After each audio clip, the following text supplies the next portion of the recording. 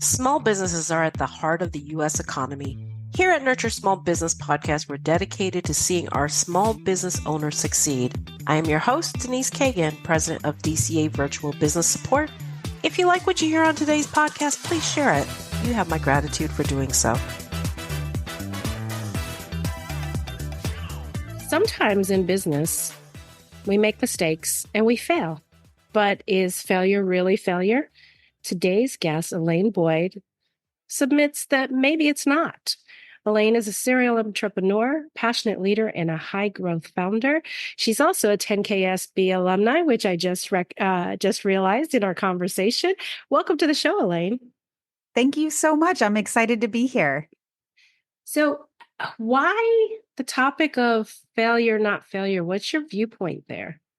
I thought about my path as being a serial entrepreneur and thinking about, wow, had I not experienced what I thought was a failure back then, I would be moving so much slower than I am now.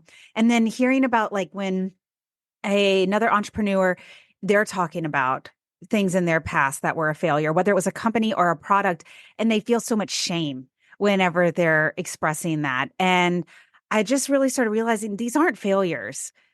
They feel like failures because it was devastating to us at the time, but those are the times that we learned the most. When things are easy or we struck some luck on something, we're not really learning as much from those experiences because we hit gold and we could just keep running. But when something's difficult, then that's where that real learning happened.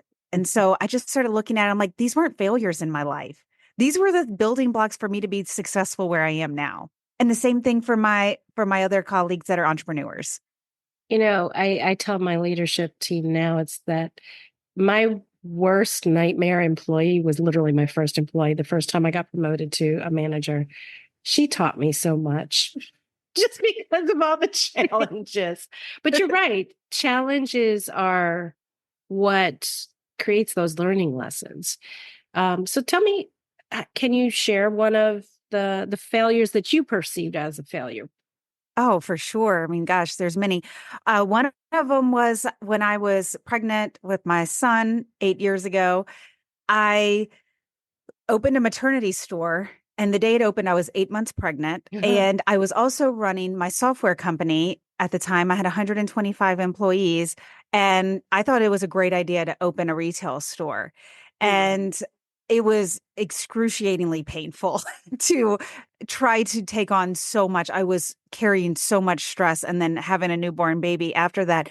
And I learned a lot about not just that wasn't a good idea at the time, but I learned I can build a website in 24 hours now because I needed to do things fast having that retail store. So, I can do things so much faster. I learned a deep understanding of email marketing from that experience. And also realizing, I think in life, when we see as something as failure, one part that we can learn from it too is that what did we not enjoy about that experience? Because then I don't need to do that again. I learned I don't like retail. I like owning companies that I don't have to be there for. And when you open a new retail store and you're a small business, you're going to be there quite a bit. And so I realized that's not really a great business for me to own in my future because I prefer a tech company that I can work remotely. So I lasted about, I think 18 months till I closed the doors on it. And I was shameful for a while. Like I didn't make it successful. And well, I had a lot of things not only going against me, but I was in tech going into retail. And so I was trying to learn what that world was like while still running my tech company and having a newborn. And so I was like, you know what? I can't take on that much. That's way too much. But I sold that company a year later. I sold my I closed my maternity store. I sold my tech company and realized in my retirement, what do I want to do? Well, I do not want to go back to opening a store. I have to be there in person. But I learned, even though I'm in tech, I learned so much more about the tech that I love from having that experience of the retail store. And what is the tech that you love? I love the process and operations side of companies. So I sold that company, and then in my retirement was, what am I going to do now? And when I went through the sale of that company, I realized one thing that I do well that other companies don't necessarily do is the process and operations. How do you make it a well-oiled machine? And so Ah. I decided to come from that perspective and help companies put in ClickUp, Asana, Monday. What do workflows look like? What does documentation look like? And so this has been a fun journey for me coming out of that. It's interesting that you mentioned that. We just did a blog actually on productivity apps, and Asana is our number one. We use that regularly, but we have clients that use ClickUp. We've seen some other really interesting platforms too, but I think every company needs a project management system for sure.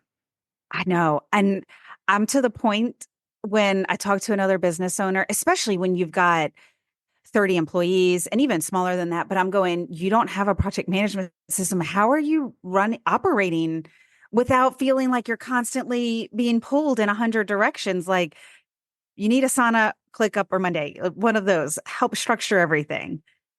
We have, I think, 20 employees now, and I believe we've had Asana since we've had 5 employees, just Yeah, because when you start growing and keeping track of everything and all the deadlines, and there's just a lot of stuff, you know? there is.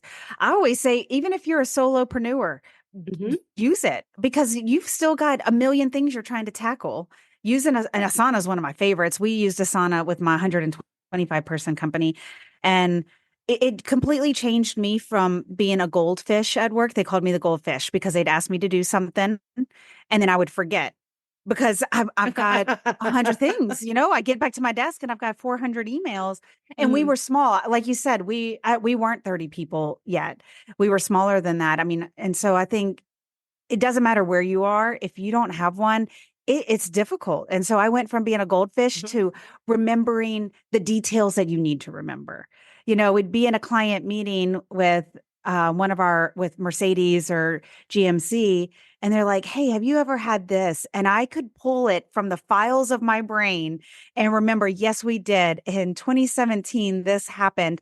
Let's look back, and I could find immediately where it was. And that's the brain space you want to have, is remembering the details that are important, not trying to remember everything swirling around in your head that you have to do all day. Mhm.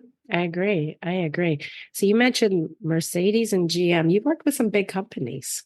Tell me We about that. did. So my previous company, we did social media management for car dealerships, Mhm. and then I built a software for what tied into their CRM. So after a customer left, after they purchased a vehicle or after the customer got their car service, they would receive a text message saying, "Hey, how did we do? How did you like your service?"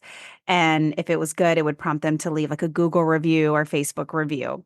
So we worked with a lot of the large manufacturers and a lot of the larger auto groups. Nice. And what are you doing now? So now we help companies implement Asana, ClickUp, and Monday, You just and said then some automation that. stuff. Yeah, that's okay. It's a lot to take in. So we help companies implement that. We do some automation outside of it. So, you might be using HubSpot and Active Campaign or these other platforms, and you want everything to work together. So we do automation for companies. And then I built a software platform again to solve a solution with documentation. So we built Arvo, and it helps teams build documentation in a format that appeals much more to millennials and Gen Z. It's digitally appealing. It's all digital, so you can share links, and it's not, oh, I've got to send you a printed manual, across the country. It's all there for a searchable knowledge base. So, okay, so I'm going to geek out a little bit on this. I've Okay. used Tango before. Are you Okay. familiar with Tango? I love Tango. So Tango basically takes screenshots and, you know, it uses AI to translate what you are doing. Okay. I love it because you can create a procedure relatively quickly, and it's very accurate because it's taking screenshots of the process. Yeah. So, and then what is the other one? Oh my goodness. It's fleeting my brain right now. But then there's been another one that we've used before. We just keep our procedures in OneDrive, in SharePoint, actually. Yeah. So tell me, how does Arvo differ from those? So with Tango, it would have to be a process that you're walking them through on a browser, right? You're Digitally. walking them through and taking screenshots. There are many other processes in your organization that are outside of that. So what we work with Tango. You can embed anything you've built in Tango into our system. And then the same thing with OneDrive. Now what we realized with a lot of these is, one, at the end of the day, it looks more like a PDF or a text document, right? It's not as skimmable as some people like. And then you have all these other platforms. People really like recording with Loom, quickly record a Loom, but then you've got this huge, massive library of all these videos and you don't have any other details maybe to go along with it. And so what we did is we did integrations with all of those. So it doesn't matter which one of the platforms you like, you can embed it in ours. And then it doesn't have to be a Loom. Maybe it's just a few steps. And we've integrated AI with it so that it can write part of your process. And one of the cool features that we're seeing clients do using Arvo is that they loved it so much because it looks so pretty. Everything that you create in there is really beautiful. Is that they started saying, what if I created a document and sent it to my client? And so they're creating client status updates and sending it to their client. They're creating searchable libraries for their client, asset libraries for their client, and they're able to use it internally and externally. So that's been we didn't foresee that happening when we built it. We were thinking more just like internal documentation, but with the way that we've structured it, you can create these client portals. I think LMSs are somewhat like that as well. I'm seeing, because we help develop those. So we use one internally, but we have a client right now that's like, I want all my training videos to be available to my clients. So, and that's what she does, is consultation in the healthcare space. So it makes sense that the platform could have that flexibility to be internal and external. Yeah. Yeah. It's been fun. And we are a very light LMS is how, and they call a lot of times, another 10KSB grad, she owns an LMS, and she has partnered with us because we're known as a quick authoring tool in that world. You can quickly author anything in our tool, and then they will use ours and embed it in the LMS, because an LMS can be a little more difficult sometimes because they do so much that it can be more difficult to build something out. So they use our tool and embed it into an LMS. We have a number of our customers doing that. Oh, interesting. Did I read somewhere that you were a TEDx speaker? Was that you? I'm not. You're not. Okay. I'm not sure where I got that from. And again, as I explained to you, I came into this meeting a little less prepared than what I normally would be. Okay. So talk to me. We wanted to talk a little bit more about, how failures are not failures. Did you choose to consult people with this, or did you just start talking to people, building up a repertoire of stories? One of the things that was a catalyst for me is I have a friend, and she had started doing a podcast, and it was getting some legs, and she wanted to turn that into her main business. So she quit her full-time, really well-paying corporate job. She quit and she went out on her own. And she worked for 2 years at her company, trying to build it up to make it a sustainable company. And I saw her at an event one day, and I was like, how's your podcast going? How's everything going? And she was so embarrassed. She was like, honestly, I'm shutting it down and I'm going to go back to my corporate job. They've offered me a position. And I said, wow, that is incredible. Congratulations. And how lucky they are that they've got you back, because you not only have the amazing experience of working with them, but now you've ran your company for 2 years and you're going to be so much better. And her attitude changed. She was like, yeah, I guess you're right. And she's like, I was so embarrassed to tell people I didn't succeed. And I'm like, I'd love to hire somebody like you, that you went out and you tried it. And there's nothing wrong with not enjoying what you thought nothing wrong with not enjoying what you thought it would be, And we get so attached to our emotions on things because we invested a lot of time and we like to be successful. Nobody goes in being like, well, I'm going to be a loser at this. We had these expectations of ourselves. And so it was that conversation with her that I said, you know what, how many times have I been her? That I was disappointed and I was embarrassed to tell people, when I had to close my maternity store, I felt like a failure. But I had no more time to give. I just couldn't do it anymore. And other people, it doesn't even matter necessarily, maybe other people did think, wow, like she's a loser. She had to close her business. But nobody can take away what I learned from that experience. And that's how I wanted to change. And when I had the conversation with my friend is, I don't want to feel that way anymore. And I don't want her to feel that way. And all the other entrepreneurs that have been in that experience, like we can change our mindset. People go to school, they go to college and they leave with $100,000 in debt. That's more than most business owners have in debt, right? But because they have a college degree, they think that's success. Well, they've got $100,000 in debt when, man, at this point, I'd almost like somebody else to go and run their business than get a college degree and have that much experience under them because they've learned a lot more. But our perspective is different. We see the college degree as success, and we see a business owner that closed their business as a failure when they learned probably more than that college student.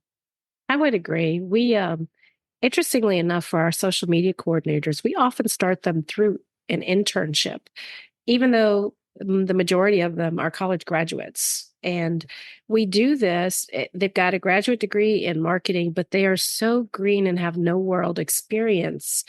And so the things that they've learned in class, that's all well and good. That sometimes does or doesn't function in the world.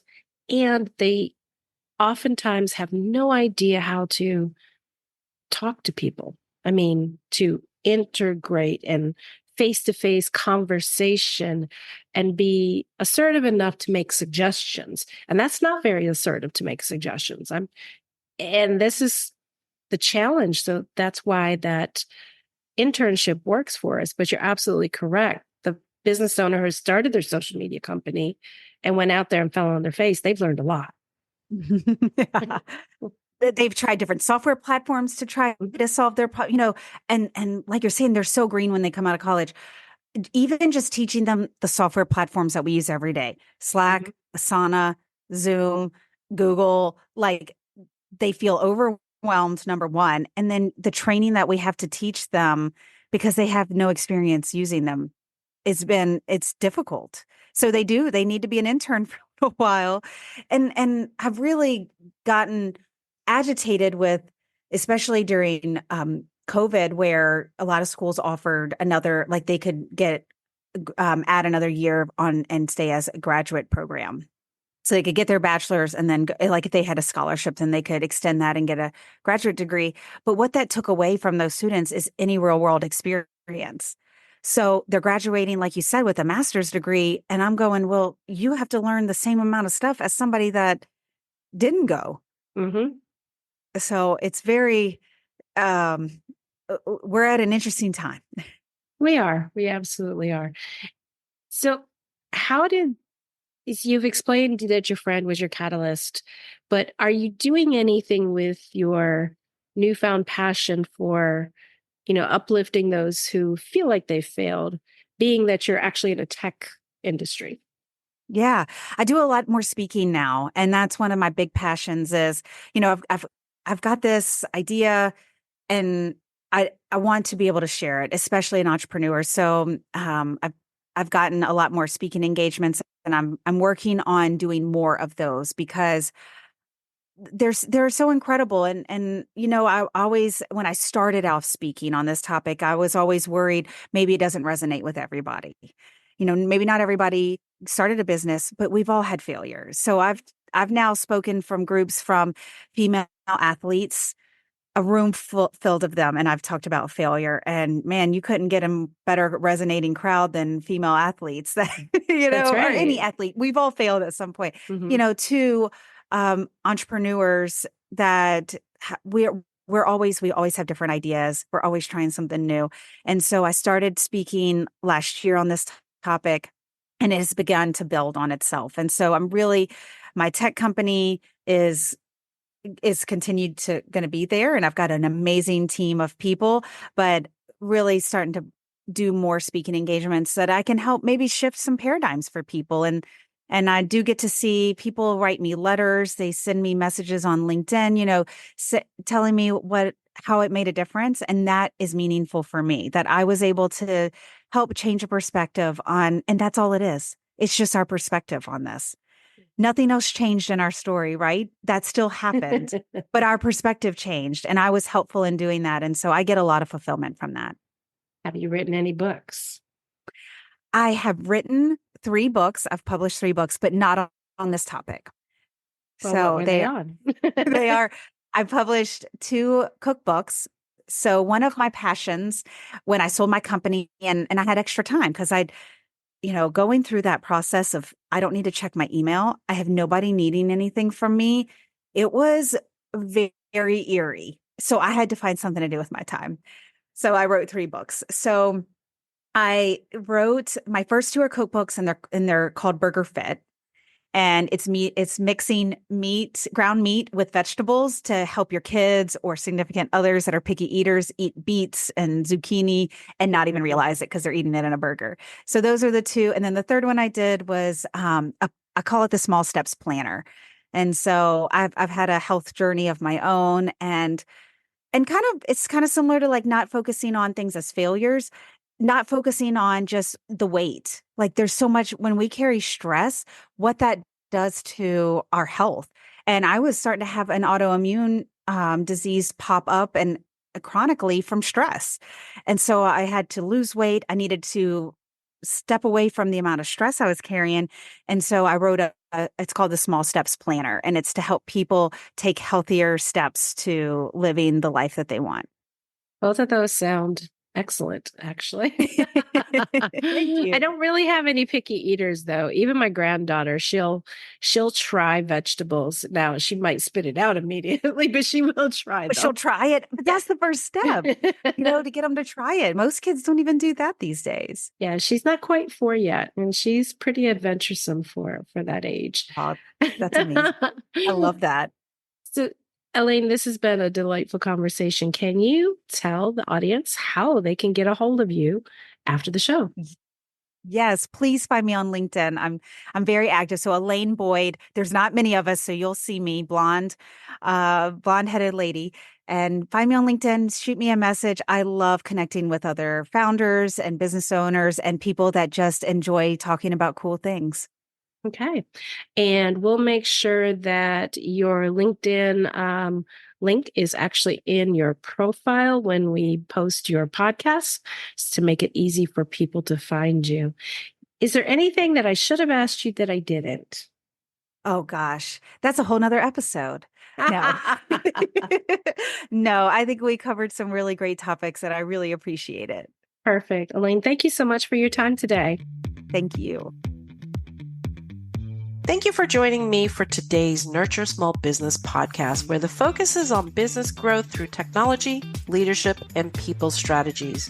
Do you have an idea for a podcast or feedback you'd like to share with me? Send me a note through my website at dcavirtual.com/contact.